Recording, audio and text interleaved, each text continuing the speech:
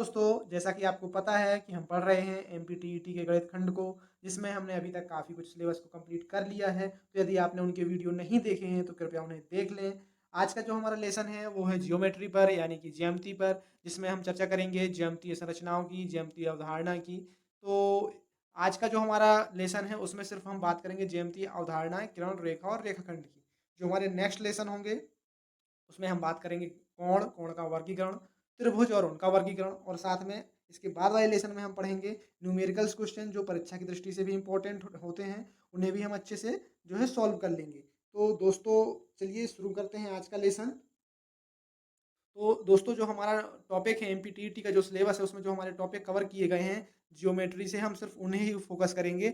Geometry में जो हमारे सिलेबस में जो पार्ट है वो हैं मूल ज्यामितीय अवधारणाएं, किरण, रेखाखंड, कोण और उनका वर्गीकरण, और त्रिभुज और उनका वर्गीकरण। तो हम भी इन्हीं पर जो है इन्हीं को अच्छे से पढ़ेंगे। तो चलिए देखते हैं अवधारणा। तो जो ज्यामिति है उसकी क्या अवधारणा है, हम उस पर पहले बात करते हैं। तो सबसे पहले देखते हैं कि ज्यामिति का एक लंबा और शानदार इतिहास है। जो ज्यामिति है वो जो शब्द है वो एक यूनानी शब्द है। ठीक है, एक यूनानी शब्द है, और जो यह दो शब्दों से मिलकर बना है, जियो प्लस मीट्रोन। जियो प्लस मीट्रोन, जियो का अर्थ होता है भूमि और मीट्रोन का अर्थ होता है मापना। तो ये दो शब्दों से मिलकर बना है। अब देखते हैं कि इसके बारे में क्या इतिहासकार बोलते हैं। तो इतिहासकारों के अनुसार प्राचीन समय में ज्यामितीय अवधारणाएं संभवतः कला, वास्तुकला या शिल्पकला और भूमि मापन की आवश्यकताओं के कारण विकसित हुई। तो जो हमारे इतिहासकार हैं, जो हमारे वैज्ञानिक हैं, उनका ये मानना है कि जो ज्यामिति है उसका जो डेवलपमेंट हुआ वो किस लिए हुआ, तो वो संभवतः कला, वास्तुकला, शिल्पकला, भूमि मापन आदि की आवश्यकताओं के कारण हुआ था। और आज भी ये जो चलता जा रहा है। तो आज भी कला, वास्तुकला, मापन, इंजीनियरिंग, कपड़े, डिजाइनिंग आदि के सभी रूपों में ज्यामितीय अवधारणाओं का जो है प्रभाव देखा जा सकता है। आप विभिन्न प्रकार की वस्तुओं जैसे बक्सा यानी कि पेटी, मेज, पुस्तक, अपने स्कूल के लंच बॉक्स में ले जाने के लिए खाने के डिब्बे, गेंद गेंद खेलते वक्त जो गेंद हम यूज करते हैं आदि को देखते हैं और उनका प्रयोग करते हैं। इन वस्तुओं के विभिन्न आकार होते हैं। तो जो ज्यामिति है, ज्यामिति के अंतर्गत जो है क्या क्या शेप आते हैं, रेखा, किरण, रेखा खंड, गोला, त्रिभुज, चतुर्भुज, ये सभी जो जितने भी प्रकार की आकृतियां होती हैं गणितीय, वे सब जो है ज्यामिति के अंतर्गत ही आती हैं।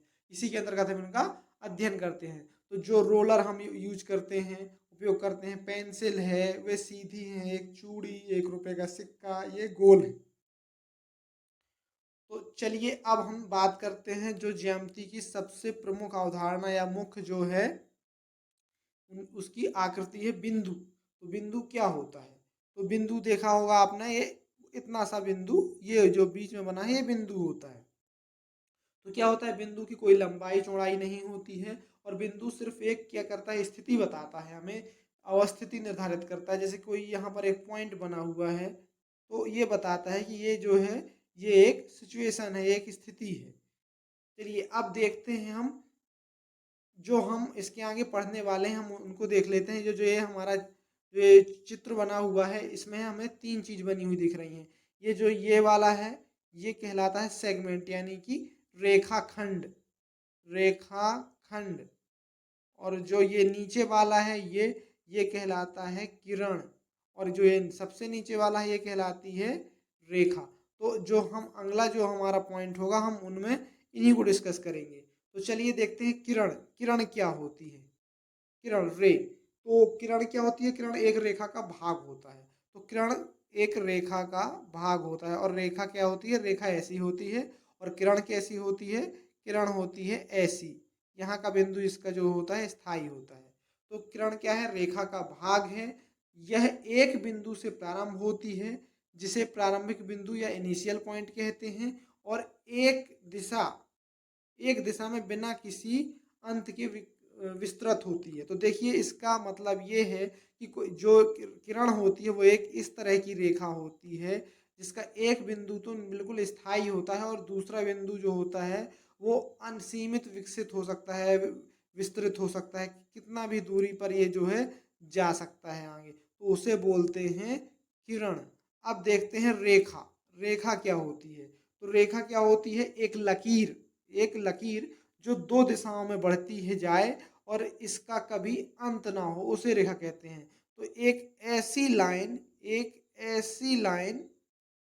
ठीक है, ये लाइन, ये जो दोनों दिशाओं में बढ़ती है और जिसका कोई भी अंत नहीं होता है, एंड नहीं होता है, उसे बोलते हैं क्या? लाइन। रेखा का अंतिम बिंदु और प्रारंभिक बिंदु पता नहीं होता है। तो देखिए, इसमें जो मुख्य बात क्या है कि इसका जो प्रारंभिक बिंदु है और अंतिम बिंदु वो हमें नहीं पता होता है। इस तरह हमें इसे जितना चाहे उतना बढ़ा सकते हैं। इसे कभी जो है इसका अंत नहीं होता है। रेखा में कम से कम 2 बिंदु होते हैं और अधिकतम कितने होते हैं? अनंत बिंदु होते हैं। तो जो रेखा होती है उसमें मिनिमम तो 2 बिंदु होते हैं, लेकिन अधिकतम बिंदु असीमित होते हैं। तो अब देखिए, एक जो चर्चा की बात है वो ये है कि क्या आप सोचते हैं कि आप कागज पर पूरी रेखा खींच सकते हैं? तो बताइए, क्या आप, फ्रेंड्स, आप बताइए कि क्या आप रेखा को खींच सकते हैं एक आप बुक में या एक किसी भी पेज में? तो दोस्तों, ऐसा नहीं कर सकते हम। क्यों नहीं कर सकते? क्योंकि रेखा में जो है असीमित पॉइंट होते हैं, असीमित बिंदु होते हैं। तो ये एक बुक में जो है ये जो है नहीं आ सकती उसमें, ये हमेशा बढ़ती ही जाएगी। तो इसलिए ये पॉसिबल नहीं है कि हम एक बुक में या एक किताब में, एक पेज में किसी रेखा को, पूरी रेखा को जो है हम खींच सकें, क्योंकि इसमें असंख्य बिंदु होते हैं। अब देखिए, रेखा के कुछ प्रकार दिए हुए हैं। जो पहला है, यदि दो रेखाओं में एक उभयनिष्ठ बिंदु हो तो वह प्रतिच्छेदी रेखा कहलाएगी। तो देखिए, इसका कहने का मतलब ये है कि यदि ऐसी रेखा है तो वो क्या कहलाती है? प्रतिच्छेदी रेखा। यदि दो रेखाओं में एक उभयनिष्ठ बिंदु हो, तो जो ये बिंदु है ये उभयनिष्ठ बिंदु है। देखिए, एक रेखा जा रही है ऐसे, एक रेखा जा रही है ऐसे। अब जो ये वाला बिंदु है ये उभयनिष्ठ बिंदु है, क्योंकि ये दोनों में आ रहा है। तो इसे क्या बोलेंगे? इसे बोलेंगे प्रतिच्छेदी रेखाएं, इंटरसेक्टिंग लाइंस। क्यों? क्योंकि इनका जो ये जो यहाँ से किरण निकल के आ रही है, रेखा ये जो निकल के आ रही है, ये इस बिंदु पर टकरा रही हैं, यानी कि प्रतिच्छेद कर रही हैं। इसलिए तो इन्हें बोलते हैं प्रतिच्छेदी रेखाएं। अब देखिए, दूसरा क्या है? यदि रेखाएं दो प्रतिच्छेद यदि जो रेखाएं प्रतिच्छेद नहीं करती हैं वो समांतर रेखाएं कहलाती हैं। तो मान लीजिए दो रेखाएं, इस तरह की जो रेखाएं हैं वो चल रही हैं, ठीक है, और यहाँ पर जो है एक दूसरे को प्रतिच्छेद नहीं कर रही हैं, काटती नहीं है, तो उन्हें क्या बोलते हैं? समांतर, पैरेलल। पैरेलल रेखाएं बोलते हैं। अब देखिए, अब जो हमारा नेक्स्ट है वो है रेखाखंड। तो हमने पिछले डायग्राम में देखा था कि रेखाखंड कैसा होता है। तो रेखाखंड होता है ऐसा, इसमें सिर्फ दो बिंदु होते हैं। तो चलिए देखते हैं, इसे बोलते हैं लाइन सेगमेंट। तो दो बिंदुओं के मध्य रेखा का वह भाग जिसका मापन किया जा सकता है उसे रेखाखंड कहते हैं। तो रेखा के उस भाग को जिसके दो अंत बिंदु हों रेखाखंड कहलाता है। तो देखिए, यहाँ पर 2 पॉइंट दिए हुए हैं। एक तो ये है कि जो इसके 2 बिंदु होते हैं, इसके 2 बिंदु होते हैं, और जो जो इसके अंतर्गत भाग होता है रेखाखंड के, उसका मापन किया जा सकता है। और इसके अलावा इसके इसके 2 अंत बिंदु होते हैं, या 2 बिंदु या 2 अंत बिंदु होते हैं, यानी कि फिक्स होता है इसके 2 बिंदु, ठीक है, तो उसे बोलते हैं रेखाखंड। अब देखिए, तो दोस्तों, आज का हमारा लेसन यहीं समाप्त होता है। नेक्स्ट लेसन में हम पढ़ेंगे एंगल्स। नेक्स्ट लेसन जो हमारा होगा वो होगा एंगल्स। तो हम उस पर चर्चा करेंगे कि कोण क्या होते हैं और कोण कितने प्रकार के होते हैं। तो दोस्तों, आज का लेसन यहीं समाप्त होता है।